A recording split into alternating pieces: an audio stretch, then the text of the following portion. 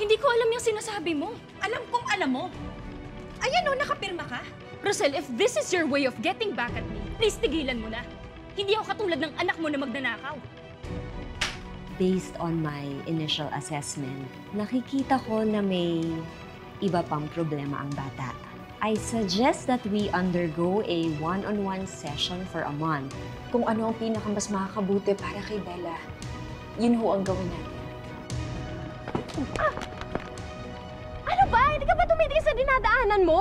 After what happened, I should be more careful sa mga gagawin ko. Kailangan kong bilis-bilisan yung pagsipsip sa kayamanan ni Rosel. And at the same time, kailangan ko rin humanap ng fallback. Kita mo nga naman, pati ba naman sa food, parehas tayo ng taste? Would you mind if I join you? Akala ko ba hindi ka available today? Pwede ba? Huwag na kayo madaming tanong. Ang importante, nagawan ko ng paraan. Ay, alam nyo, mag-shopping na lang tayo. Pagpawala ng bad vibes. Naku, bet na bet mo talaga yung best friend ko, no? Selfie na lang tayo. Sasend natin sa kanya, malay mo mainggit, tas sumunod. Bella?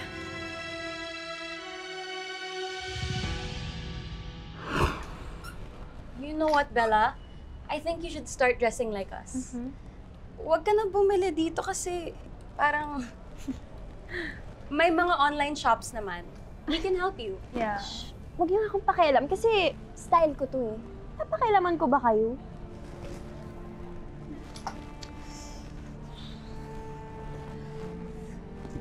What you think?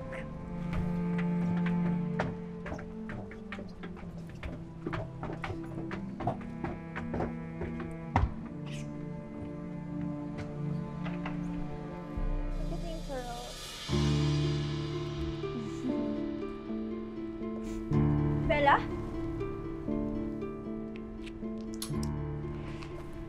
Bella, anong ginagawa mo dito? Hindi ba dapat nasa klinik ka? Bella, huwag mo sabihing tinakasan mo yung appointment mo sa klinik.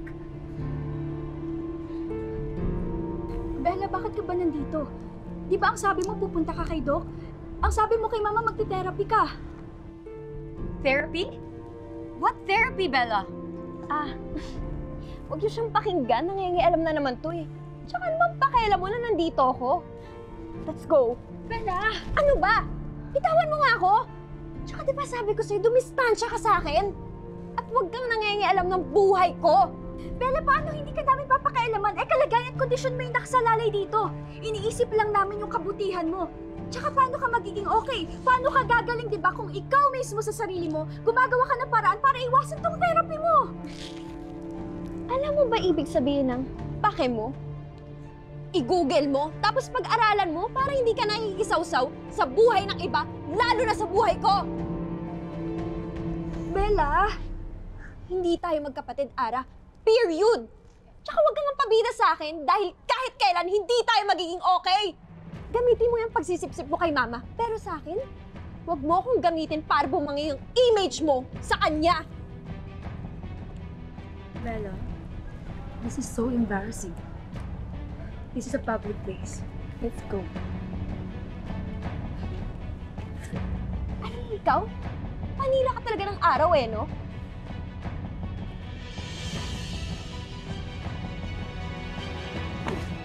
Ayan, try mo. Baka bored ka lang.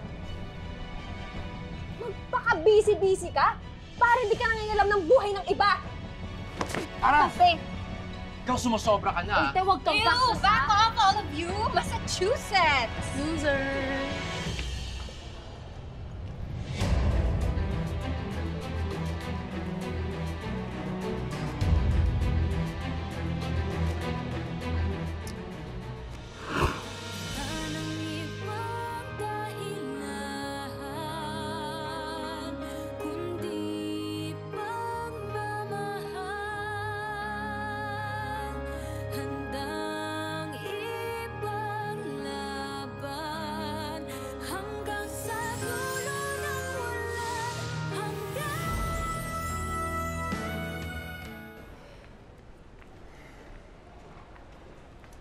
Ara,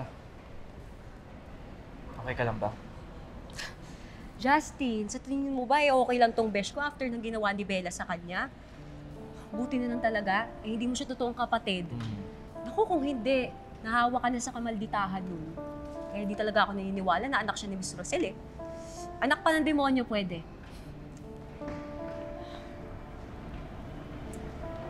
Sana naman kaya nagpunta yun? Ara, after what she did to you, you're still concerned about her? Pinaalala ko kasi si Mama. Paano kung malaman niya na hindi umaattend si Bella sa mga therapy sessions niya? Panigurado madi-disappoint yun. Tsaka isa pa, nangako ako kay Mama na tutulungan ko siya na maging okay si Bella. Okay, pero Ara, here's the thing. Paano kung si Bella mismo ayaw niyang tulungan ng sarili niya? Ano na magagawa mo doon? Basta hindi ko siya susukuan. Kasi mahal ko si Mama at tutulungan ko siya. Alam mo, Besh, bakit kasi di mo na lang sabihin yung nalalaman mo sa mama mo? Tulong mo na rin yun sa kanya. Kasi di ba malasakit ka lang? Di ba mas masakit sa kanya kung pati ikaw, tinatago mo kung ano yung nalaman mo. Yeah.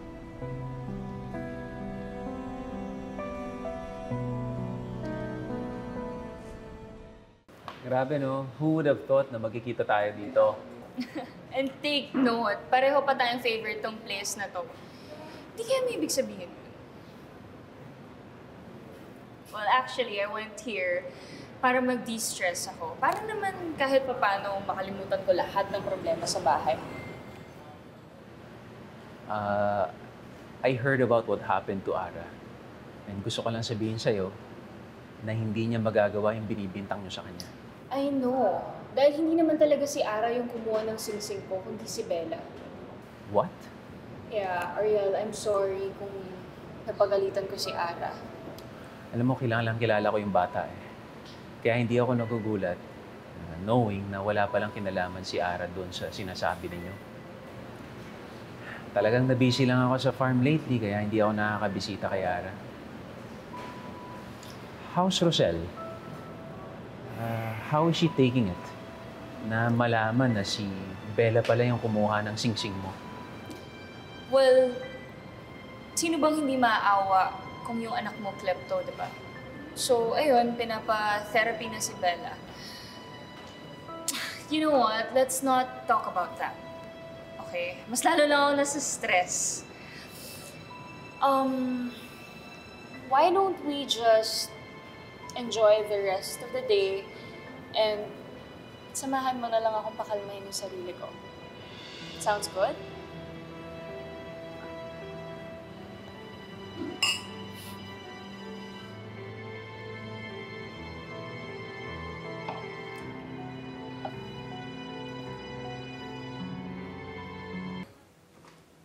Handa ka na? Hoy, sabihin mo naman kung siguradong effective tong drama natin. Sigurado kayo. Masakit ng mata ko dito sa... Tama na yan. Kailangan natin ng pera. Kaya kailangan gawin natin to. Hindi, mabubuking tayo eh. Sigurado ka? Oo. Gandaan mo ah. Oo. Oh, may narinig na ako eh. Palabas na siguro. Lakasan mo yung ngawa mo. Ha? Lakasan mo. Oh, sige na. Sige. Lakasan mo pa.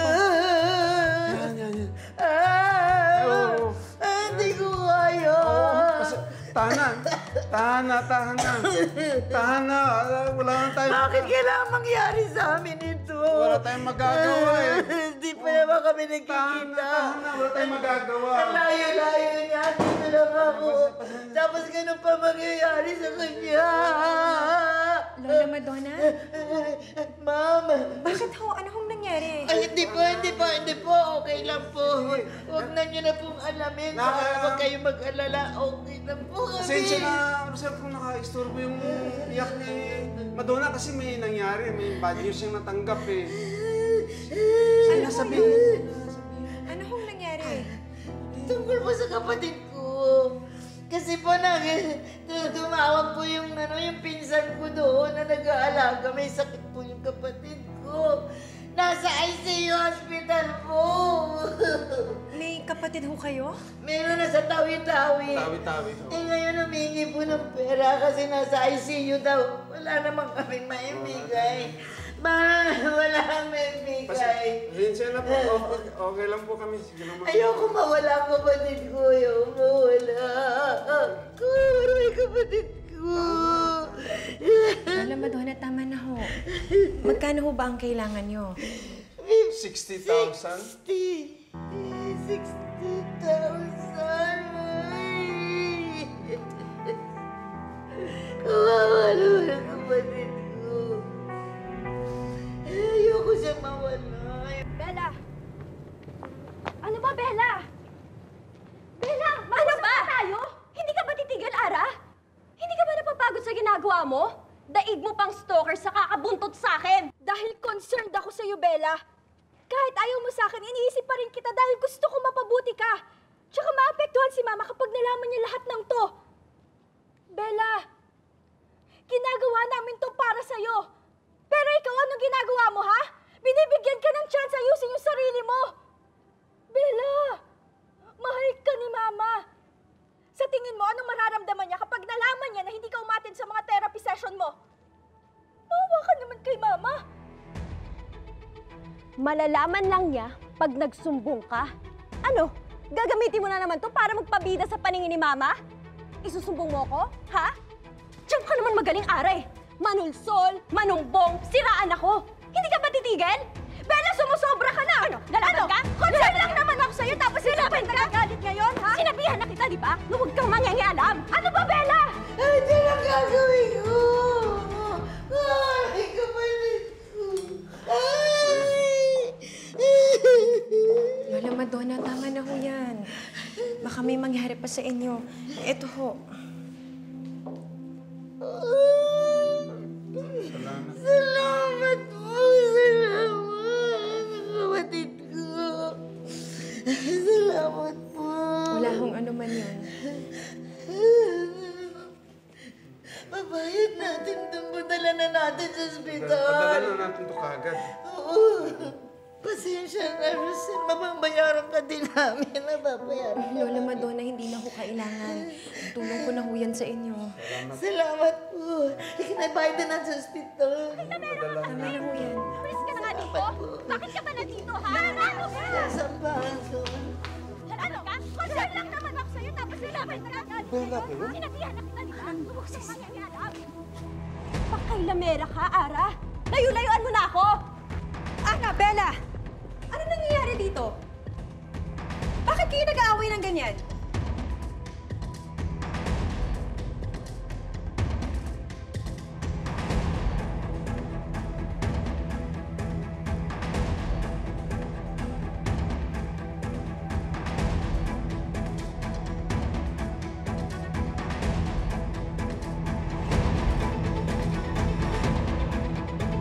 Sagutin niyo ako.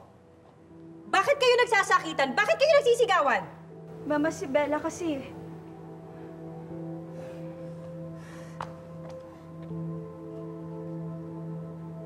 Hindi po siya sumabay kay Kuya Nonoy.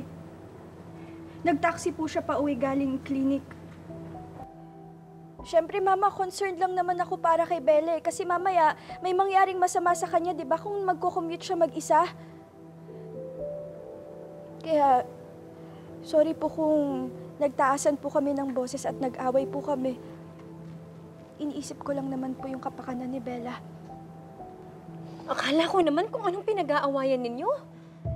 Kung ganyan na meron pala kayong hindi pinagkakasunduan ng mga bagay, pwede naman kayong mag-usap ng maayos, hindi yung ganito. Huwag niyo na pong isipin yun, Mama. Pasensya na po talaga. Sorry po, Mama. Bella, concerned daw sa'yo ang kapatid mo. Sana naman, anak, na-appreciate mo yun. At isa pa, wag na wag mo nang uulitin ng umuwi mag-isa. Paano kung may mangyaring masama sa'yo? Hindi ko na alam kung anong gagawin sa sarili ko kapag may nangyari pang masama sa inyong dalawa.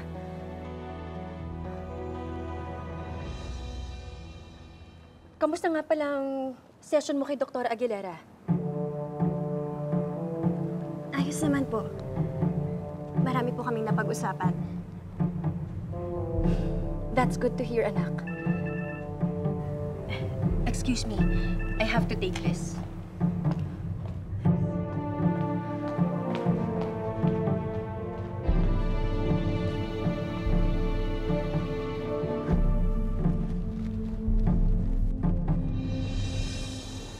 Anong tingin mo? Magpapasalamat ako sa'yo sa ginawa mo? Nek-nek mong Ara. Bella, hindi ko kailangan ng pasalamat mo.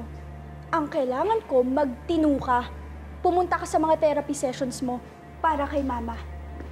Ang kailangan ko, tigilan mo ko. Huwag mo akong papakialaman.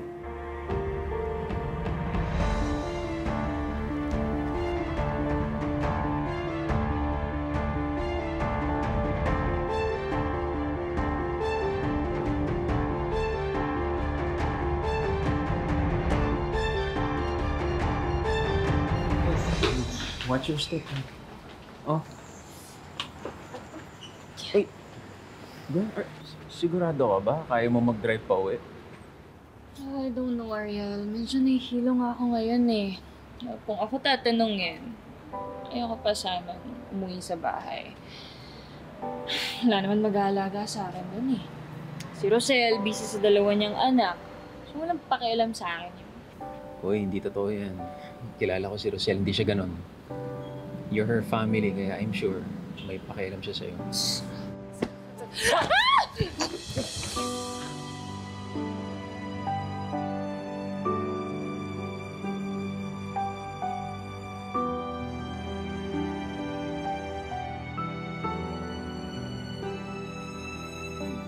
You saved me.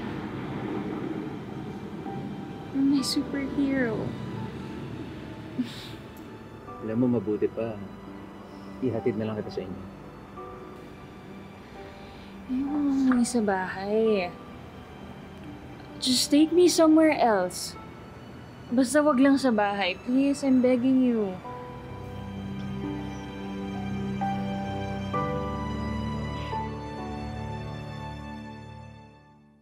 Bakit pa kasi tumakas ka doon? Alam mo, mabuti na lang binigay ni Rosel yung perang hinihingi natin. Kung hindi, lagot. Ayoko nga pong pumunta sa therapy na yun. Natatakot ako. Baka mamaya ano pang malaman ng doktor na yun tungkol sa akin. Doon pa ako mabuking. Sabi ko naman sa'yo, sakyan mo lang eh. Hindi ko nga po kaya.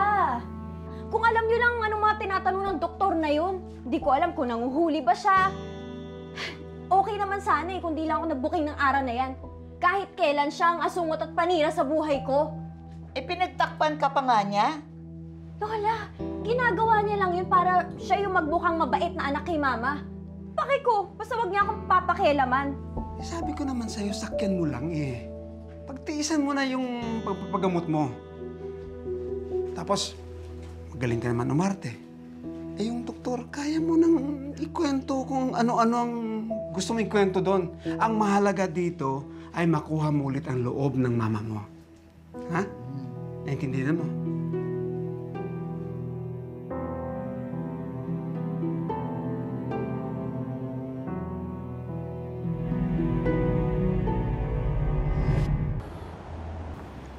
Hello, Ma. Nandito na po ako sa clinic. Okay, that's good. Balitaan mo na lang ako kung ano nangyari sa session mo, okay? Susunduin ka namin ni Ara mamaya. Sige po. Bye.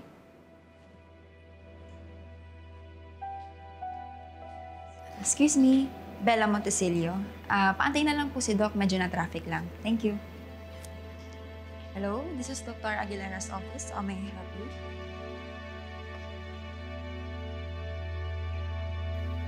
Sige po, i-reschedule ko na lang and I'll get back to you.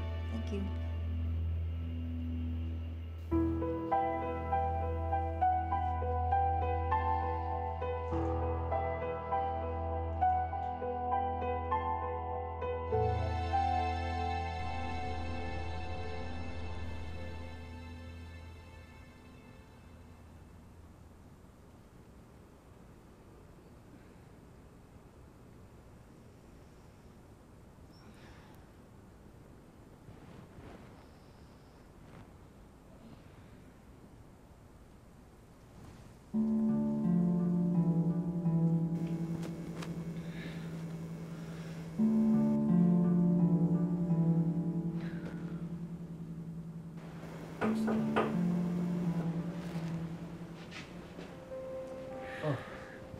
Ayan, Gwen, sakto. Gising ka na.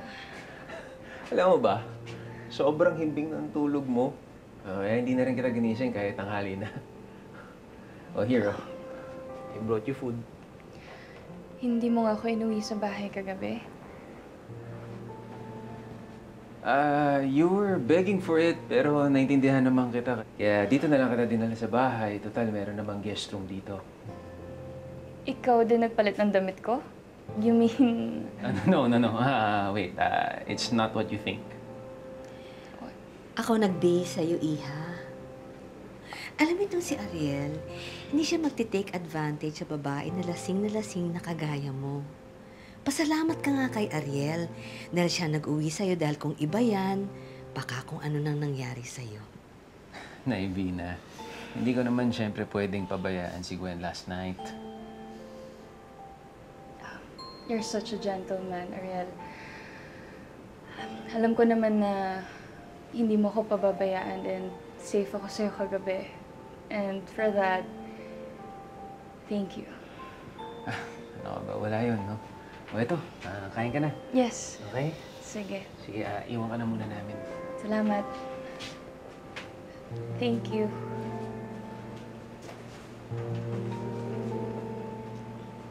Yes.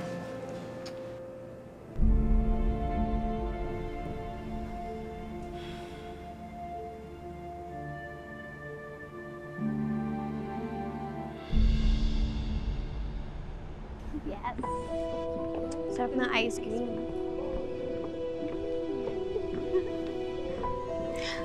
Sarap. Mama, ang dami naman po yata nito. You deserve it, Ara. At yan ang paraan ko para pasalamatan ka. Dahil napakabuti mong anak at kapatid sa akin at kay Bella.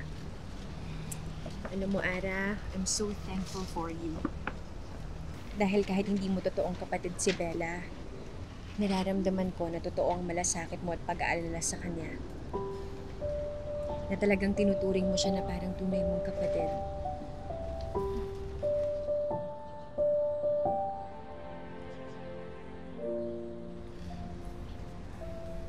Alam ko hindi matutumbasan ng kahit na anong gamit ang pagmamahal mo sa akin at kay Bella. Pero gusto kong malaman mo na masaya ako at nagpapasalamat ako na naging parte ka ng buhay ko. Salamat din kasi nagiging mabuting example ka para kay Bella. Lalong-lalo na ngayon na nagpapatherapy siya.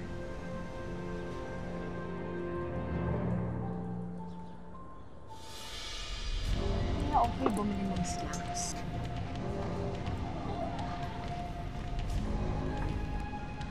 Ara? Are you okay?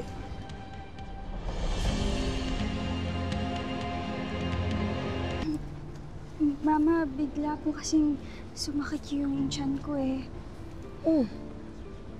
Pwede po ba tayong pumunta muna ng restroom, Mama? Oo naman, halika sasamahan kita. Tara. May mas malapit pong restroom dito, Mama. Okay. Tara. Tara po. Okay ka lang ba? Opo. Thanks for the treat, Bella. I'm so happy you made it, ah. Yeah, akala namin di ka napupunta. Hey, baka dumating na naman yung war freak mong fake sister. Alam niyo, huwag kayong mag-alala. Kasi sinigurado ko na hindi niya tayo papakilaman. Okay, wala yun dito. Huwag niyo isipin yun. Ano ba yung therapy na sinasabi niya? Wala yun. Kung ano-ano lang yung pinapagawa sa akin ni Mama. Tsaka alam niyo ba, ang boring. Ay, wait. Bakit di kaya pumunta na lang tayo sa bagong gaming coffee shop na sinasabi mo? Para at least makapag-emperor attack tayo. Yung game and sip. Tara! Cheers! Let's go! You know what? I think gusto na rin niya ako. Kasi tingnan mo, inalagaan niya ako. At kahit na alam kong wala nangyari sa amin kagabi, alam ko na nire-respeto niya ako bilang babae. Ay, what a perfect gentleman. So, ano nang next step mo sa Operation Ariel project mo? Well, perfect catch si Ariel and perfect fallback din siya kapag may nangyari na sa plano ko kay Rosel. And siguro, gagawin ko lahat para makuha siya.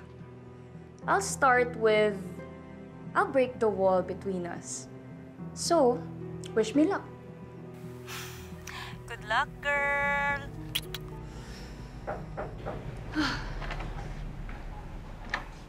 Hi. Hi. Gwen, kumusta? Ready ka na? Pwede na kita ihatid sa parking lot kasi dun mo naiwan yung kotse mo. Kasi medyo nahihilo pa ako eh. Parang hindi ko kaya mag-drive. Ganun ba? O sige, ganito na lang. Gusto mo, ihatid na lang kita dun sa inyo? Okay. Bella, nakita kita. Ha? Anong pinagsasabi mo? Nasa klinik ako. Bella, ka na magsinungaling. Nakita kita dito sa mall. Kasama mo sila Katie at Nikki. Tumakas ka na naman sa appointment mo. Bella, kung ako sa'yo, bumalik ka na sa klinik dahil papunta na kami doon. Nandito si Mama sa mall? Oo, kasama ko siya. Ara? Are you okay?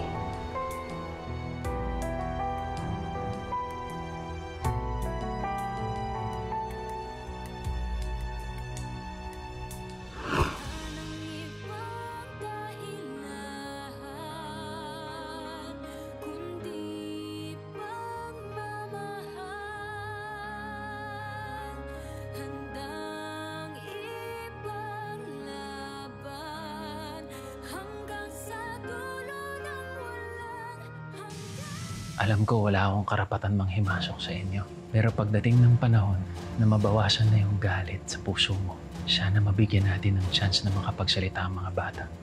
Ako ang yaya ni Bella nung bata pa siya. Ang laki ng kanyang ipinagbago.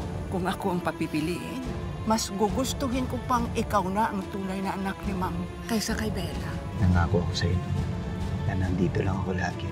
Sa tingin ko panahon na rin para buksan mo na rin yung puso mo sa iba.